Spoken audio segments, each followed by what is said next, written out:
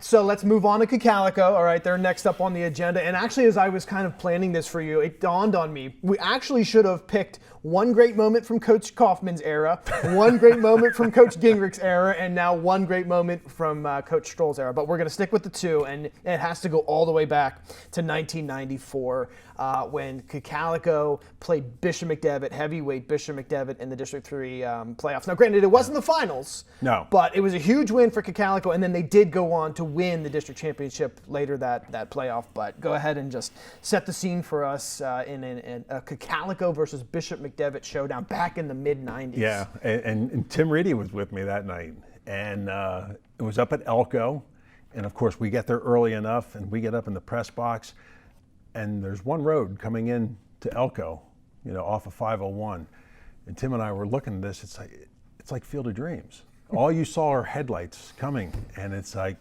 build it and they will come. And again, here's Bishop McDevitt coming out of Mid-Penn. They are a powerhouse. Yes. And Cocalico, again, I would say a heavy underdog in this. Although this was a very talented Cocalico team. Yes. But I mean, just the amount of players and weapons that McDevitt had offensively, you're thinking, okay, not only the talent, but how do you keep up with some of the speed? But Cocalico was able to neutralize that. And again, give credit to the coaching staff. They had everything in place. They were ready for anything that McDevitt was going to throw at them.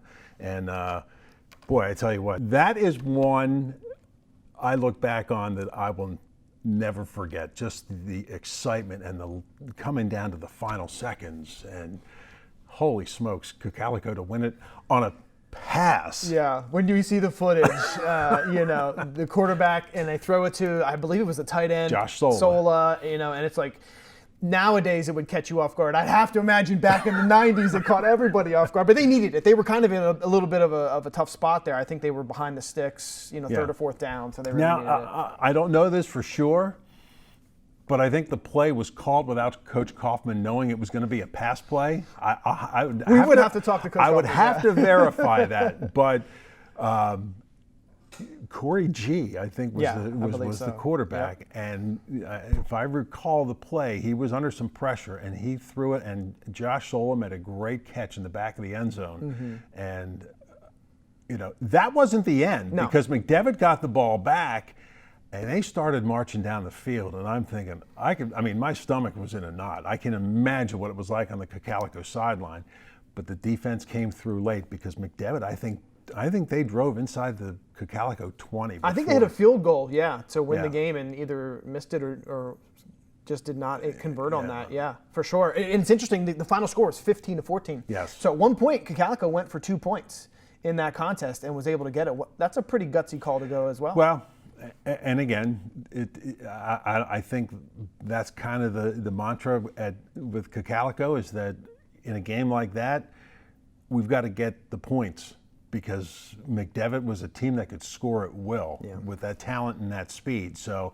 if they had an opportunity to get that touchdown and go for 2 and add to it, that was going to be their MO. In fact, the Mealy brothers were on that McDevitt team. Mm-hmm. And I know that Todd was a coach at Penn Manor, and he was at Lancaster Catholic, and I know Coach Kaufman would talk to him, and they would bring up that game. Or at least Coach Kaufman would bring up the game. Well, to be fair, I think wasn't Todd on the next year's team in '95 when they won the district? So, I believe so. Yeah, and so I think that may have made up for it, in that regard, because they actually beat Cocalico in the '95 championship 34-7 that next year. So they got their paybacks, and I think Coach Mealy certainly.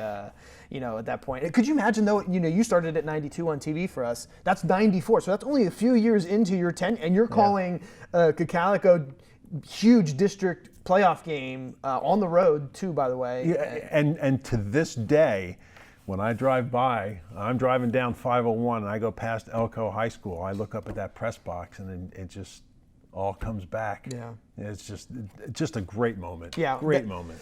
Great memory for you, and obviously you've been doing this for 30 years plus. You have some great memories baked in, and we're trying to kind of go through those here. And so we'll rewind or fast forward, however you want to say it, to the very near past, 2019, Cocalico Eagles win the district championship in pretty convincing fashion over Cedar Cliff in the 5A bracket, and then they go to the state semis, because that's how it works in District 3. You're pretty much already in states when you're in the district playoffs, and then it's the district semis. You win that, you go to the end. Cocalico is in Hershey. They're in Hershey Park Stadium playing Cheltenham, and boy, that was one of the most electric games we've ever had on Blue Ridge 11. Probably one of the greatest games I've ever covered here. And the final score was just an insane number, 56-49 between those two teams. They left it all out on the field. Cocalico did not win, but I mean, what are some of your memories of that amazing game? Well, doing my research on Cheltenham, I'm looking at these numbers. I'm thinking, my goodness, this team likes to throw the ball. Now they had a nice run game to complement it, but the speed that they had as well. And unfortunately, Cocalico had a young secondary. There wasn't enough speed to keep up with Cheltenham. Yeah. So they could get down the field in a hurry. They were racking up points left and right, but Cocalico would come back with that veer offense, and Cheltenham had no clue how to stop it. They had no idea. So Cocalico's just ripping off big run after big run. And the scoreboard operator, I no sooner wrote down the score and the scoring drive and everything else, and then here we go, right down the field, there's another touchdown. And it just kept going back and forth. And, I look back on this, and Ronald Zahm on a touchdown run, I think tweaked his ankle or his knee. First quarter. And he was that one person in the Cocalico secondary that had the speed that might have been able to help out.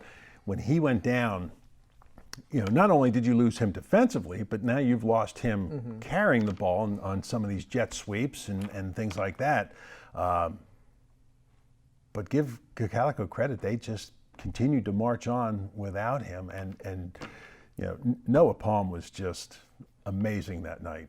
Absolutely amazing. And the one run that he had where his shoe got taken off his foot, and he ran for a touchdown with in his socks, or one sock at least.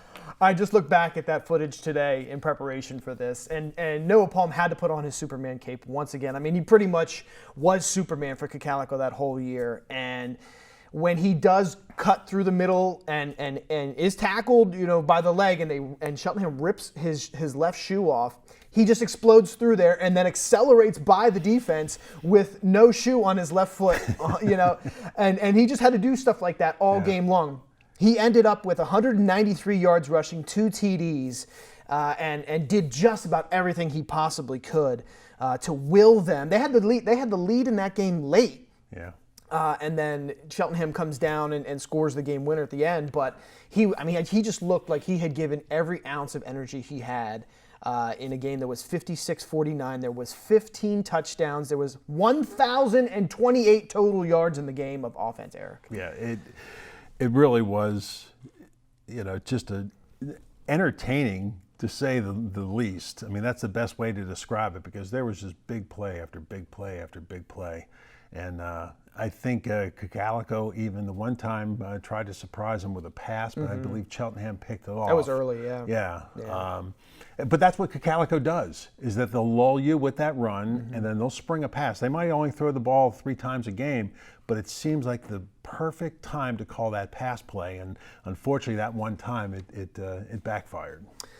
And the one other big moment of that game was at the end, when it was finally over, and Coach Gingrich retired from football after 16 amazing years. I mean, that had to put just an absolute stamp on the end of that game for you. Well, and I think a lot of people were thinking, is it going to happen, or is he going to come back? But with his son Brock being a senior, and Brock obviously going on to play collegiate football, Dave Gingrich wanted to, open up his schedule so that he would then be able to, to follow Brock. And I think at that point, I don't know if he had decided on Delaware or not, but now he's free to see him play these last 4 years. It was perfect timing.